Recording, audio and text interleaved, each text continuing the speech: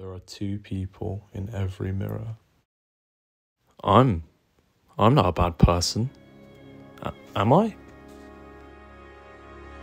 What do you think?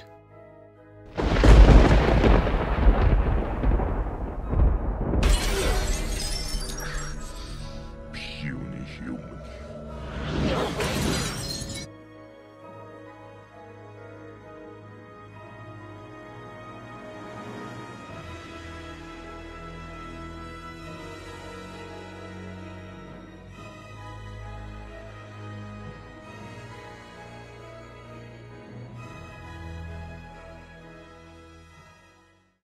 If you're a fan of the Hulk from the comics, I'm sure you'll agree that something about the MCU's portrayal of the character is off.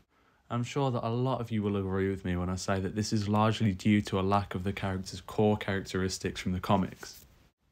By excluding these crucial elements, the character is fundamentally less interesting and far less engaging than the one in the comics. Sometimes it feels as though the MCU's version of the Hulk was constructed around cliff notes given about the character, while lacking any of the actual depth that the character deserves and has in the comics. A key example of this would be the fact that Bruce suffers with DID in the comics, a fact that is barely, if ever, mentioned in the MCU. The only alters that we actually see in the MCU's incarnation of the Hulk are Banner and Savage Hulk. As well as this, we rarely, if ever, see any of the alters interacting with one another in Bruce's mindscape, which is one of the most important and definitely the most interesting aspect of the character in the comics. Another key piece of characterization that is missing for the MCU's version of the Hulk is the fact that Bruce was abused by his father and suffered a very traumatic childhood. This is one of the key areas in which Ang Lee's version of the Hulk in 2003 succeeded. It took the character a lot more seriously than the MCU currently does, and treats its character with respect, and definitely pays a lot more attention to the character's psychology, which to myself and a lot of others is his most interesting aspect. The 2003 iteration of the character successfully shows where the Hulk alter originally comes from, the Savage Hulk alter anyway, and is very accurate in the way that it portrays Hulk as a character that just wants to be loved and approved by a father figure. The absence of all of this is what prevents me from connecting with the MCU's version of the character, making him significantly more shallow and less interesting than the comic book and 2003 version. Many would blame the fact that Hulk lacks a lot of his characteristics and depth from the comics on the fact that he hasn't had a movie in so long due to a rights issue with Universal.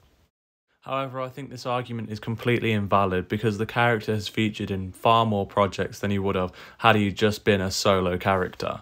Which, to me, means that the MCU creatives have had plenty of opportunities to give the Hulk some more depth and detail his backstory a little bit better.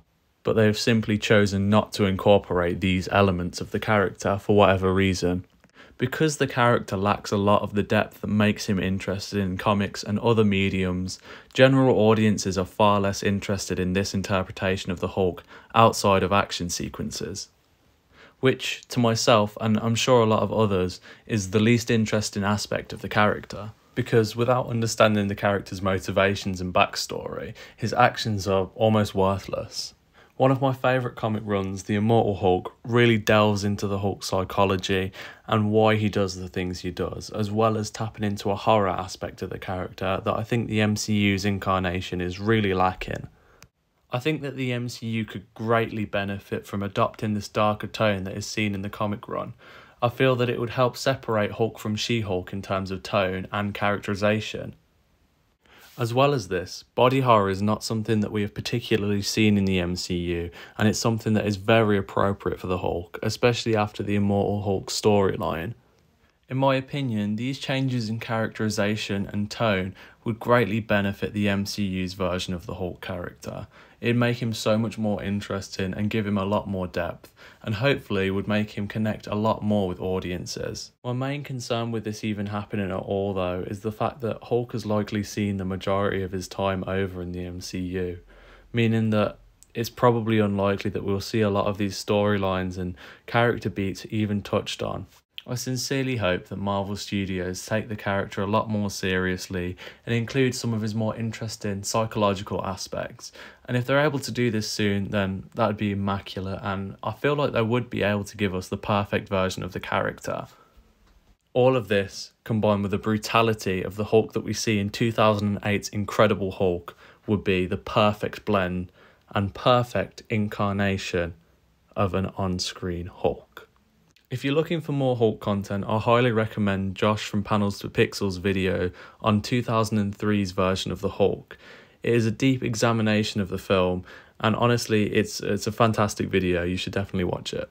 The link to the video will be in the description, and you should definitely check out some of his other videos. He's a great guy and he makes some really interesting content. Also, be sure to check out Hulk Moments on Twitter. They post loads of Hulk clips and images from the comics, and if you enjoy the character of the Hulk, you'll really get a kick out of the page.